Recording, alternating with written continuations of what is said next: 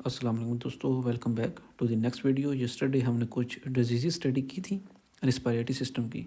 Not all, some of the diseases हमने discuss की थी, ठीक है, जैसे राइनोसाइटस और एपिस्टेक्सिस वगैरह, ठीक है, वो तो हमने स्टडी की थी जैसे कि बुक में लिखी की थी। आज हम इंटरेस्टिंग ये करेंगे, फ़र्ज़ करें आप एज ए डॉक्टर वर्क कर रहे हैं किसी एमरजेंसी डिपार्टमेंट में या कहीं हौजा वगैरह कर रहे हैं, ठीक है, और वो पेशेंट्स आपके सामने आ गए हैं, ठीक है, तो आपने कैसे डायग्नोज़ करना है, कैसे वो प्रेज़ेंट करेंगे, ठीक है? क्योंकि बुक्स के अंदर आपको पता है कि जब आप कोई डिज़ीज़ स्टडी करते हैं, जैसे हमने ये डिज़ीज़ स्टडी की, ठीक है? उसमें सिम्पटम्स और साइन बहुत ज़्यादा लिखे होते हैं, ठीक है? सो कौन से इंपॉर्टेंट पॉइंट्स होंगे जो आपने देखने हैं पेशेंट के अंदर, पेशेंट क्या प्रेजेंटेशन लेकर आएगा, तो आपको ईज़िली आप डिटेक्ट कर सकते हैं the disease we study yesterday, ठीक है? सो फर्स्ट ऑफ ऑल आते हैं अपने पेशेंट नंबर 1 की तरफ। पेशेंट नंबर 1, ठीक है, पेशेंट नंबर 1,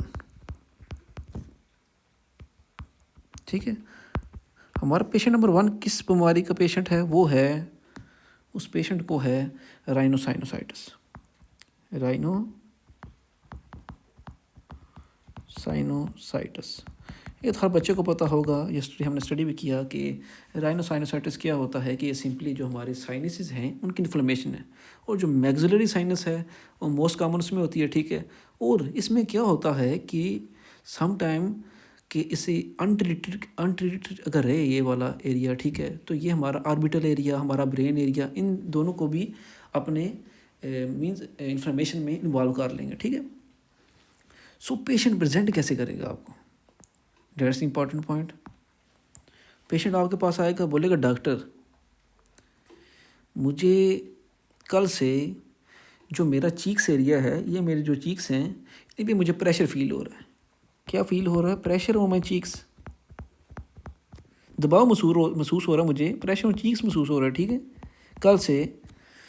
और मेरी जो नोज़ है वो भी ब्लॉक है, ठीक है, ब्लॉक्ड नोज़ है मेरी, ठीक है, क्योंकि जो साइनसेस हैं वो आपके किधर जाके करते हैं ड्रेन, वो आपके नोज़ के अंदर ड्रेन करते हैं, ठीक है। सो इन्फ्लेमेशन होगी तो आपका नोज़ ब्लॉक हो जाएगा, ठीक है। और वो ये भी बोलेगा कि मेरे नाक से थिक म्यूकस आ रहा है, ठीक है। और ये किसकी निशानी है? इन्फ्लेमेशन की। इन्फॉर्मेशन की निशानी है कि मीन्स जो साइंसेस ड्रेन हो रहे हैं नाक के अंदर, ठीक है, उनमें कोई प्रॉब्लम है, ठीक है। और ये जो प्रेशर और चीक्स महसूस है, ये चीक्स वाले एरिया में तो आपके साइनस मौजूद होते हैं, ठीक है। पेशेंट आएगा, बोलेगा डॉक्टर साहब मुझे कल से अपने जो ये चीक्स एरिया हैं इनमें बहुत ज़्यादा दबाव महसूस हो रहा है, ठीक है, और मेरा जो नाक है वो ब्लॉक है और उसमें से म्यूकस निकल रहा है, ठीक है। और मोस्ट इम्पॉर्टेंट, मुझे पेन होता है when I bend forward.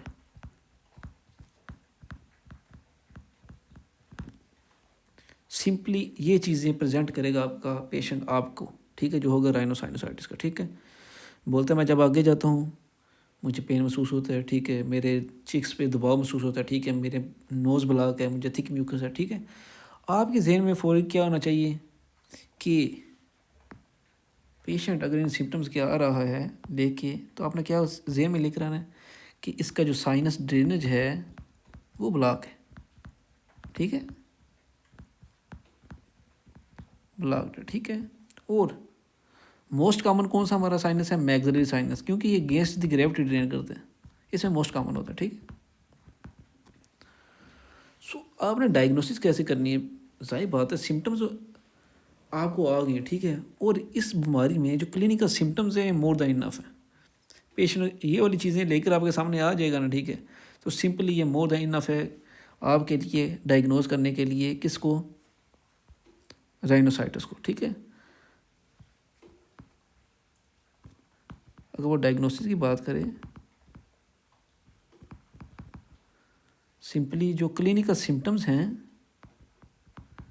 Clinical symptoms more than enough है आपके लिए, clinical symptoms more than enough. लेकिन अगर आप चाहते हैं कि ज़्यादा डिटेल में जाएं, ठीक है, और पेशेंट कहता है कि मुझे सीवियर किस्म का मसला है, ठीक है, पेशेंट आपके पास अगर लेट आता है तो जाहिर बात है उसके जो चीज़ के ऊपर जो प्रेशर होगा मोर देन ज़्यादा होगा, ठीक है, उसका जो नोज़ ज़्यादा ब्लॉक होगा, उसका जो पेन होगा वो ज़्यादा होगा, ठीक है। ऐसे पेशेंट में जो सीवियर किस्म के पेशेंट आते हैं, ठीक है, उनमें हम सीटी स्कैन करवा लेते हैं, ठीक है। सीटी स्कैन करवाते हैं किसका, साइनसिस का, ठीक है। उसमें तो वाज़े नज़र आ जाएगा, जब आप सीटी स्कैन देखेंगे उसमें तो आपको वाज़े नज़र आ जाएगा कि इसको ये प्रॉब्लम है। अब आपने ट्रीटमेंट कैसे करनी है इस पेशेंट की, ये भी इंपॉर्टेंट पॉइंट है, ठीक है। डॉक्टर हैं, आपने काम क्या करना, आपका काम ट्रीटमेंट करना ही है, ठीक है। फर्स्ट ऑफ ऑल उसे बोलेंगे स्टीम इन्हेलेशन करें घर के अंदर, ठीक है। गर्म पानी करें और ऊपर कपड़ा रख के बैठ जाइए और स्टीम इनहेल करें, ठीक है। सेकंड आपने देना है nasal saline wash, nasal saline wash, ठीक है। इससे क्या होगा, नेज़ल सलाइन वॉश से क्या होगा कि उसका जो ब्लॉक नोज़ है म्यूकस की वजह से वो खुल जाएगा, ठीक है। तीसरा आपने उसे देना एन एसिड्स। एन एसिड्स क्या करेंगे, ये दो काम करेंगे, ये तो इन्फ्लेमेशन भी डिक्रीज़ करेगा, ठीक है, और पेन भी डिक्रीज़ करेगा, ठीक है, ये दोनों काम कर देगा, ठीक है, एन एसिड्स। और ये तीन तो हो गए, लेकिन जब आपको पता चलेगा, वेट करें, ये क्या है मसला इसका, जब आपको पता चलेगा कि पेशेंट को बैक्टीरियल इन्फेक्शन है, ठीक है, इफ़ बैक्टीरियल, ठीक है, पेशेंट को क्या है, बैक्टीरियल है। बैक्टीरियल कैसे आपको पता चलेगा, बैक्टीरियल की निशानी ये है कि बंदे को मोर देन 10 डेज़ हो गए हैं, मोर देन 10 डेज़ से ये मसला है, ठीक है, ठीक है। क्योंकि बैक्टीरियल इन्फेक्शन हमने पढ़ा था कि लेटर स्टेजेस में होता है, फर्स्ट ऑफ ऑल वायरल होता है, उसके बाद बैक्टीरियल के चांसेस होते हैं। और फीवर और पास, ये जो फीवर और पास है ये बैक्टीरियल इन्वॉल्वमेंट में की निशानी है। अगर बंदे को फीवर है, बुखार है पूरी बॉडी में और पास फॉर्मेशन हो रही है, ठीक है, तो हमें फौरी ज़हन में आना चाहिए कि बैक्टीरियल है, ठीक है। सो बैक्टीरिया की सूरत में हम क्या देंगे, ये इंपॉर्टेंट है, वो उसे बोलते हैं अमोक्सिसिलिन, अमोक्सिसिलिन और क्लेवुलोनेट, क्लेवुलोनेट, ओहो क्या हो गया यार, ये बड़ा मसला है, अमोक्सिलिन क्लेवुलोनेट, ठीक है। ये तो हमारी होगी बीमारी ट्रीट, लेकिन ये तो आपको उम्मीद है कि पूरी की पूरी समझ आ गई होगी, ठीक है। एज ए डॉक्टर कौन कौन सी चीज़ें आपने देखनी, फर्स्ट ऑफ ऑल आपने देखना कि पेशेंट आएगा, मेरे गालों के ऊपर बड़ा दबाव है, मेरे चीक्स के ऊपर, ठीक है, मेरी नोज़ ब्लॉक है, ठीक है, मैं जब बेंड करता हूँ मुझे पेन महसूस होता है, ठीक है।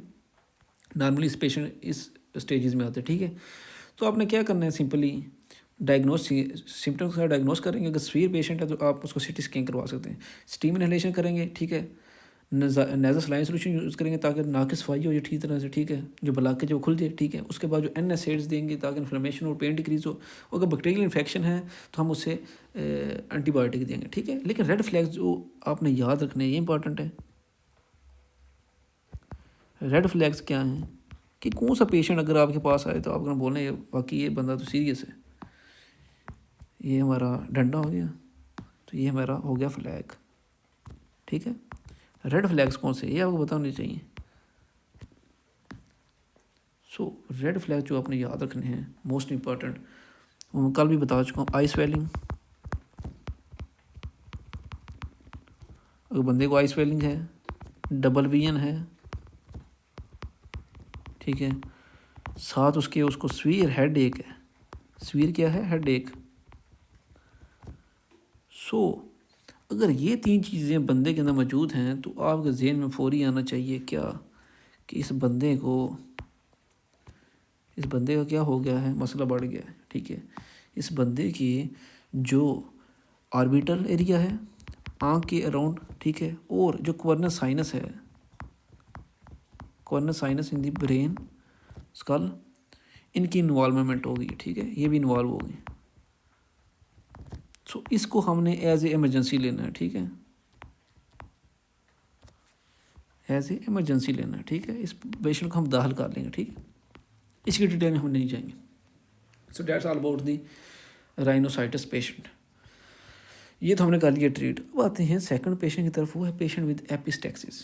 पेशेंट नंबर 2, पेशेंट नंबर 2 आपके पास आ गए।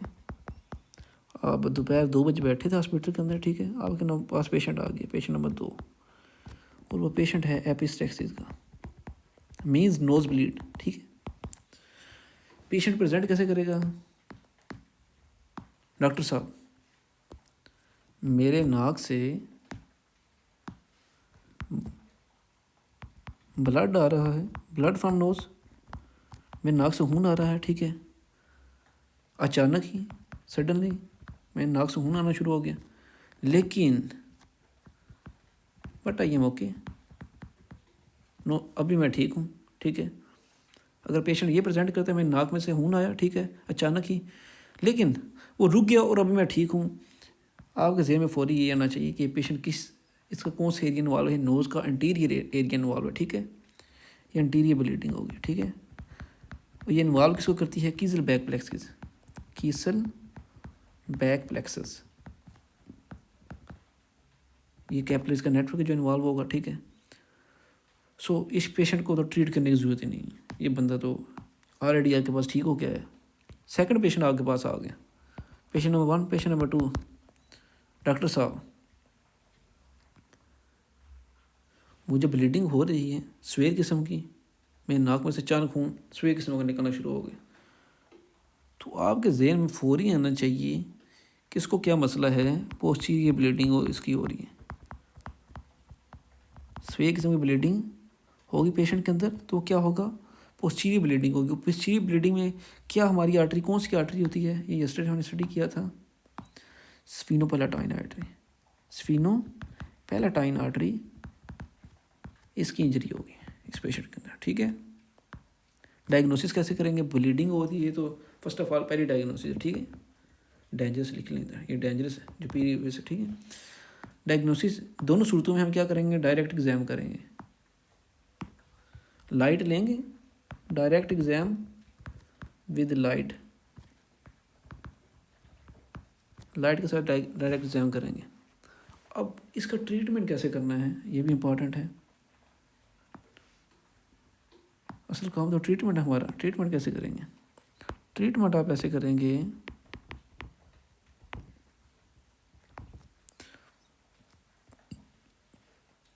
जो आपका साउथ पार्ट ऑफ नोज है सामने वाला, ठीक है, ये जो एरिया सामने आपने नाक को देखें तो एक जो बैक साइड ऑफ हिस्सा आपका जो ये हड्डी है उसके पीछे, लेकिन जो आगे वो सॉफ्ट हिस्सा, ठीक है, आप इसको पिंच करेंगे, पैक करेंगे, पिंच करेंगे, दबा के रखेंगे दोनों साइड से, ठीक है। उसके बाद आप उसे आइस पैक लगाएंगे, आइस पैक, बर्फ़ लगाएंगे उसके नाक के ऊपर, ठीक है। लेकिन इन दोनों से अगर ठीक नहीं हो रहा तो हम क्या करेंगे? उस बंदे को सिल्वर नाइट्रेट देंगे, ठीक है। सिल्वर नाइट्रेट क्या करेगा? जाके ब्लीडिंग रोकेगा, ठीक है। ये था हमारा in case of anterior bleeding. Anterior bleeding में नॉर्मली क्या होता है कि जब पेशेंट आपके पास आता है मोस्टली ठीक हो चुका होता है, ठीक है, लेकिन फिर भी अगर कोई पेशेंट है तो उसके थोड़ी सी ब्लीड हो रही है, ठीक है, वो आपके पास आएगा तो आप उसको क्या करें? उसका नोज पिंच करेंगे, क्योंकि सामने वाला एरिया, सामने वाले एरिया से आ रही है ब्लीडिंग, और एरिया आपने पिंच कर दिया, उसके ऊपर बर्फ़ लगाएंगे, मोस्टली वो ठीक हो जाएगा। ये सिल्वर नाइट्रेट देने की भी ज़रूरत हमें नहीं पड़ती। लेकिन अगर पेशेंट आपके पास आ गया पोस्टीरियर ब्लीड वाला, हैवी ब्लीडिंग होगी उस बंदे के अंदर, तो उस बंदे में आपने क्या करना है? उस बंदे में आपने भेजना उसको ENT इमरजेंसी में, ठीक है। उधर आपका काम हो गया ख़त्म, ठीक है, ENT इमरजेंसी में हो गया, ठीक है, बंदा जाएगा और उधर वो नेज़ल पैकिंग करेंगे, जो भी वो उनका काम है, ठीक है, वो स्वेयर काम है। वो जो जिस एरिया से ब्लीड आ रही होगी उसमें फुल तरह से पैकिंग कर देंगे और दबाव डालेंगे आर्टरी के ऊपर, ताकि उसकी ब्लॉकेज हो, ठीक है, उधर प्लेटलेट्स आएँ, उधर एग्रीगेशन हो, ठीक है, वो ब्लॉकेज और खून रुक जाए, ठीक है। सो ये हमारे 2 पेशेंट्स हो गए। तीसरा पेशेंट हमारा, ये समझ आ गई आपको? सिंपली 2 तरह की ब्लीडिंग होती है। अगर अगले से वाली ब्लीडिंग वाला पेशेंट मोस्टली ठीक हो के आता है, ठीक है, उसको पिंच और आइस पैक से ठीक कर देंगे। पोस्टीरियर ब्लीडिंग वाला इमरजेंसी में जाएगा। अब आता है पेशेंट नंबर 3। पेशेंट नंबर 3 है, किस चीज़ का पेशेंट है? वो पेशेंट है हेड एंड नेक कैंसर का।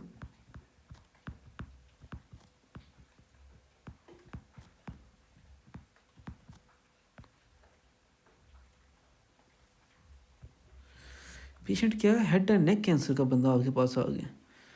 प्रेजेंट कैसे करेगा? पहली बात तो ये है, प्रेजेंटेशन क्या है उस बंदे की?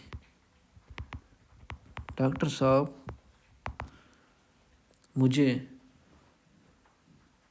खाना खाने में प्रॉब्लम है। क्या होता है, मैं स्वेलिंग नहीं मेरे से हो रही, ठीक है, खाना मेरे गले से नीचे नहीं जा रहा, स्वेलिंग की प्रॉब्लम है। मुझे मुंह में दर्द महसूस हो रहा है, पेन इन माउथ है, ठीक है। लाइन वाली तो आपके लिए भी इजी हो जाए। क्या है,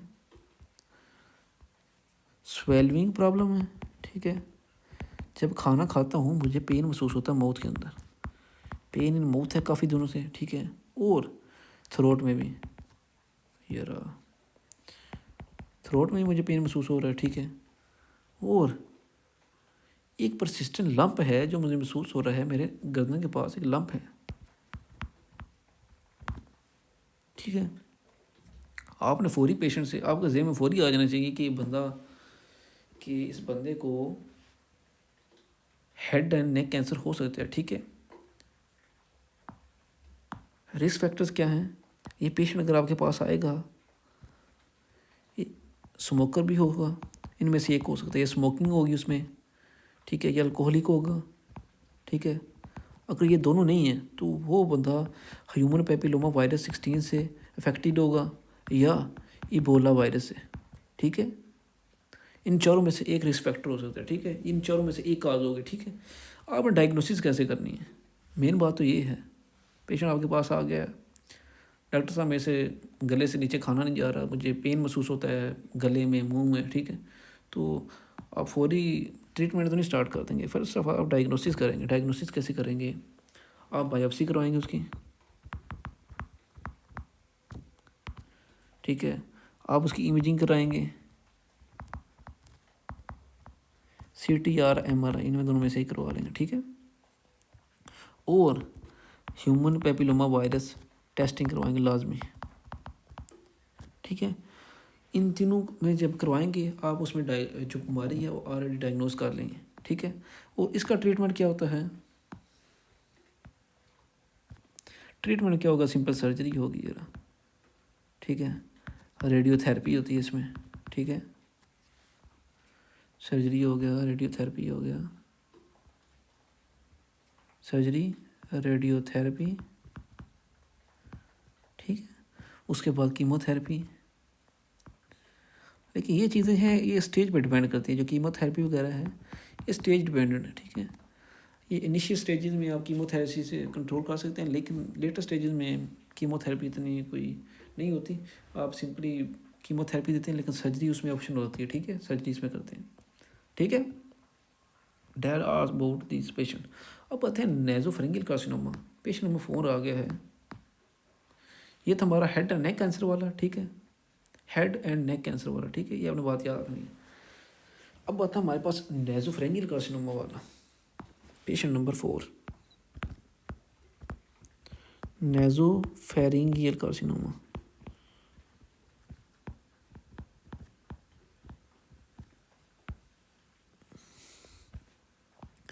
ये पेशेंट खड़ा है, ठीक है।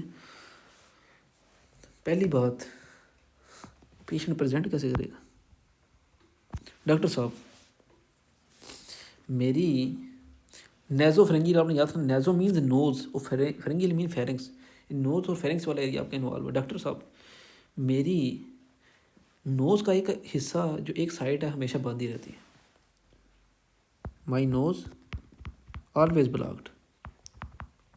ब्लॉक्ड फ्रॉम वन साइड,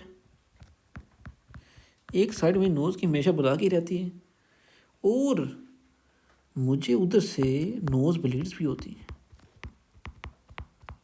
नाक में खून भी आता है मेरा, ठीक है। और मेरा जो कान है, कानों में मुझे फुलनेस महसूस होती है, माई ईयर फुलनेस, ठीक है। 3 तरह की चीज़ें वो प्रेजेंट करेगा। मेरा नाक बिल्कुल ब्लॉक है, ठीक है, बड़े अच्छे से मेरे नाक से खून आता है, ठीक है। और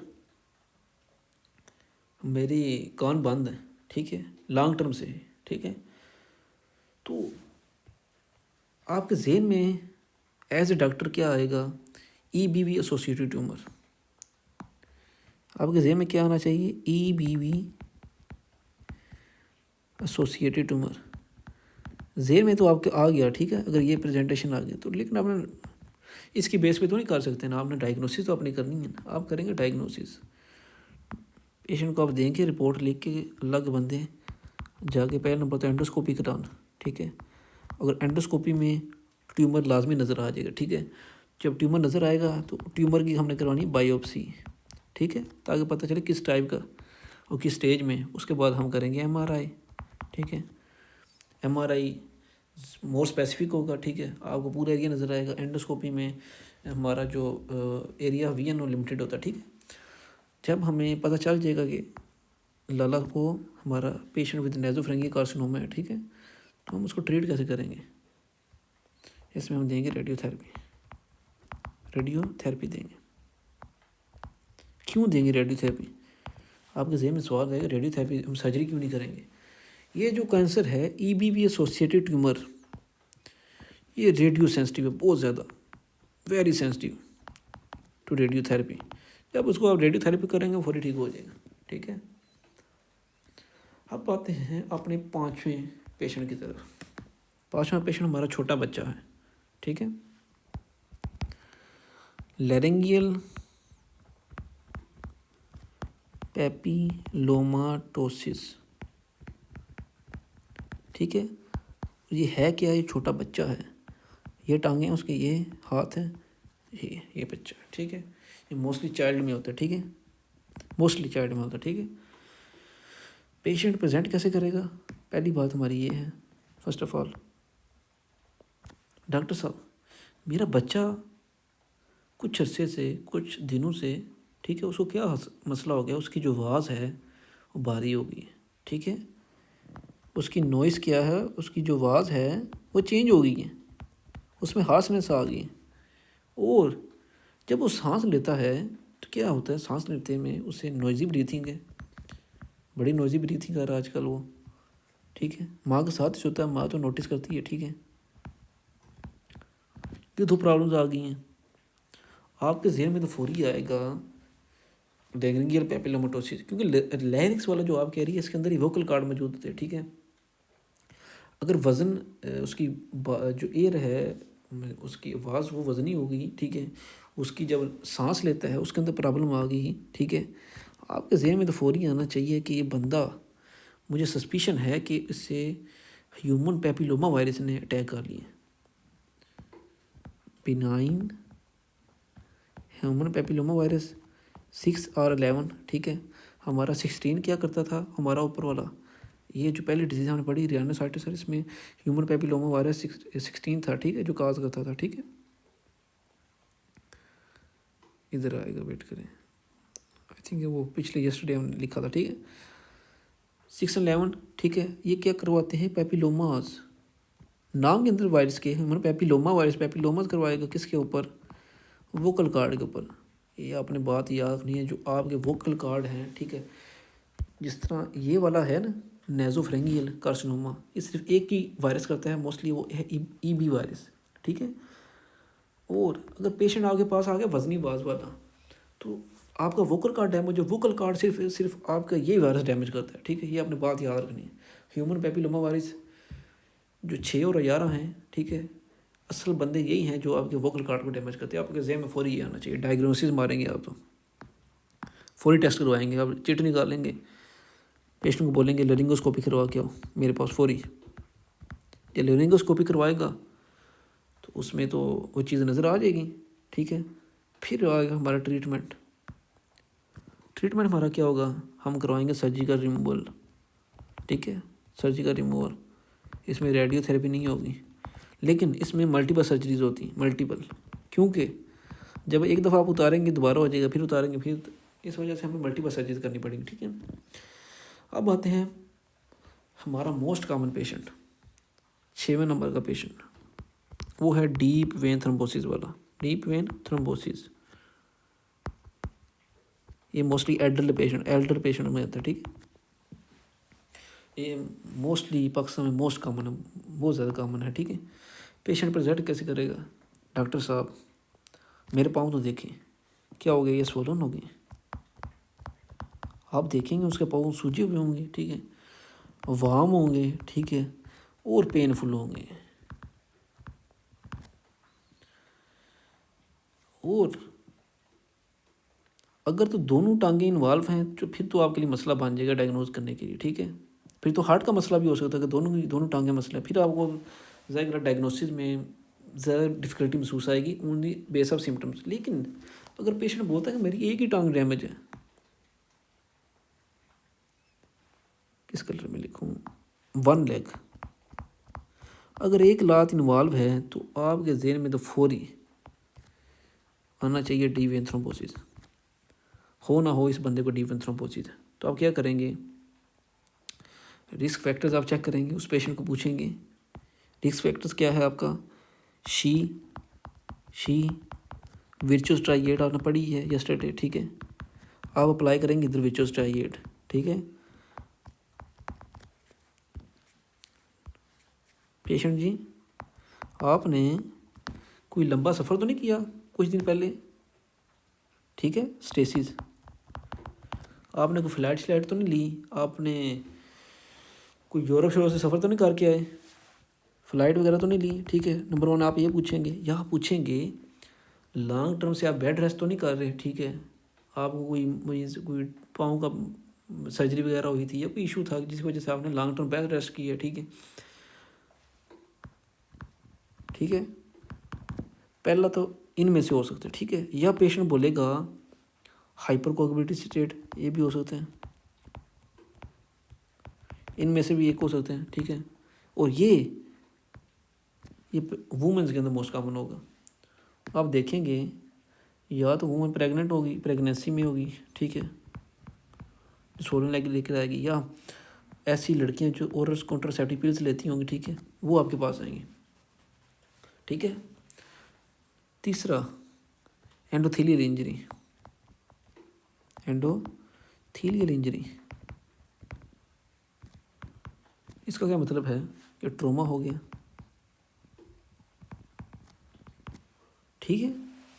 इन तीनों में से एक ना एक उसमें लाजमी मौजूद होगा, ठीक है, जिसकी वजह से डी वेन थ्रोम्बोसिस होगी। या वो बेड रेस्ट कर रहा है, लॉन्ग फ्लाइट है, वुमेन होगी, प्रेगनेंसी ओसीपीज वगैरह होंगे, ठीक है। अब डायग्नोसिस आपने कैसे करनी है, ये तो मोस्ट इंपॉर्टेंट बात है। डायग्नोसिस तो आपने करनी है, ठीक है। डायग्नोसिस आप करेंगे कंप्रेशन अल्ट्रासाउंड के साथ, ये यस्टरडे भी हम स्टडी कर चुके हैं, कंप्रेशन अल्ट्रासाउंड। अब उसको बोलेंगे अल्लाह के बंदे जाके अल्ट्रासाउंड करवा के आओ, ठीक है। और जो डी टाइमर्स उनको रूल आउट करेंगे, ठीक। जब वो करवा के आएगा तो फिर आपने उसकी ट्रीटमेंट कैसे करनी है। ट्रीटमेंट वेरी इजी, ठीक है। हेपरिन देंगे, लो मॉलिक्यूलर वेट हेपरिन, जो जो हमारी थ्रम्बस होगी फॉर्मेशन, ठीक है, ब्लॉकेज होगी, उसको ख़त्म करेगा हेपरिन, ठीक है। ये हम देंगे low molecular weight heparin, actually फौरी देंगे, ठीक है। और लेटर हम क्या देंगे, वो राइवरोक्सोबान वगैरह ड्रग्स देंगे, ठीक है। अब ये तो आपको समझ आ गई, ठीक है। अब बातें हैं अपनी लास्ट बीमारी की तरफ, आई थिंक दो तीन रह गई, ठीक है। Patient with pulmonary embolism, next patient हमारा पुल्मोनरी एम्बोलिज्म का, सॉरी, सातवां पेशेंट है पुल्मोनरी एम्बोलिज्म का।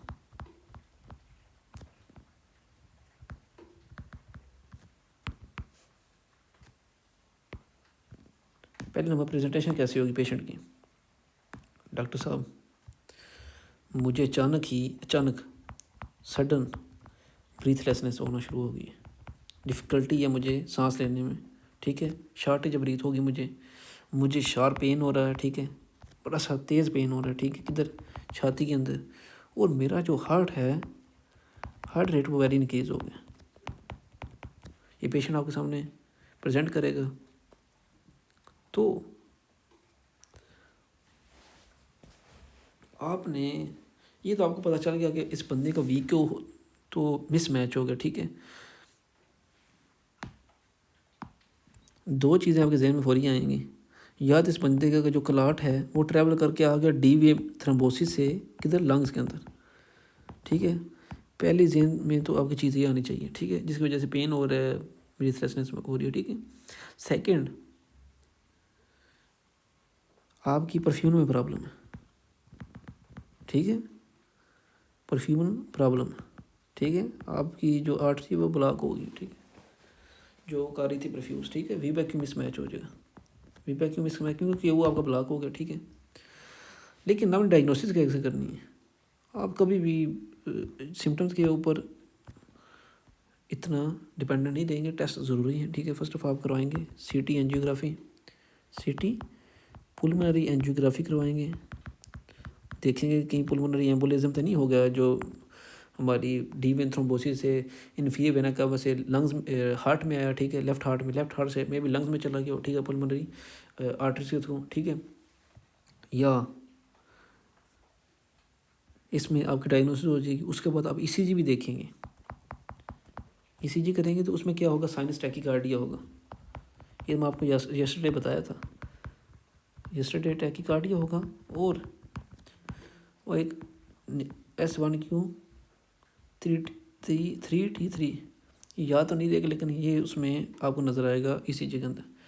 उस बंदे में लो ऑक्सीजन होगी, लो कार्बन डाइऑक्साइड होगी, ठीक है, क्योंकि ऑक्सीजन आ भी नहीं रही और कार्बन डाइऑक्साइड रिमूव भी बहुत ज़्यादा हो रही है, ठीक है, जिसकी वजह से क्या होगा, उस पेशेंट के अंदर रिस्पायरेटरी अल्कलोसिस भी होगा, रिस्पायरेटरी अल्कलोसिस, ठीक है, उस पेशेंट के अंदर नज़र आएगा, ठीक है। सो बात क्या आती है कि ट्रीटमेंट कैसे करेंगे इस पेशेंट को, इंपॉर्टेंट बात तो ये है ट्रीटमेंट कैसे होगा इस बंदे का।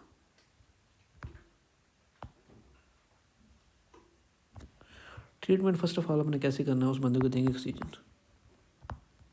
पहला काम तो ऑक्सीजन वाला है, ठीक है, सिंपल आपको पता है। उसको देंगे एंटीकोआगुलेंट्स, ये कोआगुलेंट्स, ठीक है, जो ब्लैकेज को साइड पे करेंगे, ठीक है। उसके बाद थ्रोम्बोलाइसिस देंगे हम, थ्रोम्बोलाइटिक ड्रग देंगे, थ्रोम्बोलाइटिक ड्रग्स देंगे जो थ्रोम्बोस को जाके ब्रेक करेंगे, ठीक है। So that's our about the, ठीक है, डिजीज़। अब आते हैं अपने नेक्स्ट पेशेंट की तरफ, ठीक है, ये तो आपको समझ आ गई, रिपीट नहीं करते कि वीडियो लंबी ना हो जाए, ठीक है। पेशेंट है आपका फैट एम्बोलिज्म का, फैट एम्बोलिज्म, एयर एम्बोलिज्म और एमनेटिक फ्लूइड, 3 डिजीज़ रह गई, वेरी शॉर्ट है ये तो, 1 मिनट का काम है। फैट एम्बोलिज्म का पेशेंट है, ठीक है, फैट एम्बोलिज्म का पेशेंट आपके पास जब भी आएगा, ठीक है, पहली प्रेजेंटेशन उसकी यही होगी कि वो बंदा होगा कि जिसका कोई एक्सीडेंट वगैरह हुआ होगा, ठीक है, उसकी हड्डी वगैरह टूटी होगी लाजमी, ठीक है, वो बोलेगा आफ्टर फ्रैक्चर आएगा आपके पास, ठीक है, डॉक्टर साहब मेरी बड़ी हड्डी कोई लॉन्ग बोन में भी फीमर हो या नीचे टीप या लाइन में से कोई हड्डी टूटी थी, ठीक है, और आफ्टर फ्रैक्चर मुझे क्या हो रहा है, फीमर फ्रैक्चर था मुझे, ठीक है, फॉर एग्जांपल फीमर फ्रैक्चर ले लेते हैं, ठीक है, ये जब आप सर्जरी पढ़ेंगे उसमें लोअर लिम्ब में ये दोबारा से रिपीट होगा, ठीक है। प्रेजेंट कैसे करेगा, उसको कन्फ्यूजन होगी, ठीक है, शार्टनेस ऑफ ब्रीथ होगी, आ जाकर तो लंग में ही आ रहे हैं फैट, ठीक है, और पेटिशियल रैश होंगे, पेटिशियल रैश होंगे, पूरी बॉडी में पेटिशियल रैश होंगे, ठीक है। ये जो 3 चीज़ें हैं, बंदे को कन्फ्यूजन होगी, पहले बंदा सर्जरी के बाद आया, ठीक है, पहला तो हमें ये निशानी मिल गई, ठीक है, उसके बाद पेशेंट के अंदर शार्टनेस ऑफ ब्रीथ और पेटिशियल रैश है, इस बंदे को हम फुली डायग्नोज कर लेना कि बंदा हो ना हो ये किसका है, फैट एम्बोलिज्म का, ठीक है। इसके मतलब बस आपको इतना नहीं पता होना चाहिए, ठीक है। इस बंदे में भी आप ऑक्सीजन देंगे, ठीक है, फैट रिमूव करेंगे, ठीक है, इसकी ज़्यादा डिटेल में हम नहीं जाएंगे, सिंपली आपको डायग्नोसिस बता रहा हूँ इसके, जो आपके लिए इंपॉर्टेंट है। बंदा आपके पास नोवा पेशेंट आ गया एयर एम्बोलिज्म का, एक इसमें मोस्ट कॉमन है जो डाइवर्स हैं, ठीक है, जो ऑक्सीजन का ड्रम लगा के ना, ठीक है, नाइट्रोजन वगैरह के जो मिक्स होते हैं वो जाके तो जाते हैं डीप सी में जाते हैं, ठीक है, ये डीप सी डाइवर होगा पेशेंट, ठीक है। पेशा आपने लाजमी पूछना पेशेंट का, जब आपके पास एक बंदा, लाला जी आप करते क्या हैं, पहले ये अपना बताएं, ये डीप से डीवर था, ठीक है। और प्रेजेंट कैसे करेगा, डॉक्टर साहब यस्टरडे मैं समुद्र के अंदर गया था, डीप सी डीविंग की मैंने, ठीक है, तो मुझे अपने जॉइंट पेन महसूस हो रहा है, जोड़ों में दर्द महसूस हो रहा है, ठीक है, और मुझे ब्रीथिंग डिफ़िकल्टी है।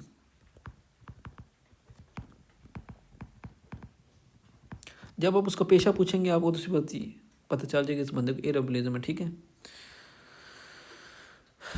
उसको ट्रीटमेंट कैसे करेंगे, इसका ट्रीटमेंट ईजी है, हम उसको देंगे हाइपरबैरिक ऑक्सीजन। क्या करेंगे? हाइपरबैरिक ऑक्सीजन देंगे। इससे क्या होगा, जो एयर बबल्स हैं ये ख़त्म हो जाएंगे हमारे किसके अंदर से, ब्लड के अंदर से, ठीक है, सिंपली दस। और दैट्स ऑल अबाउट जो हमारा patient with amniotic fluid embolism है वो वेरी रेयर है, ठीक है, वो मोस्टली आपके पास नहीं आता कि पेशेंट फीमेल पेशेंट जो लेबर के बाद उसका मसला होता है, ठीक है, वो उसके पेशेंट बहुत रेयर है, ठीक है, उसकी डिटेल में हम नहीं जाएंगे। So student, that's all about the presentation of the patients with these diseases. So up to the next video, goodbye.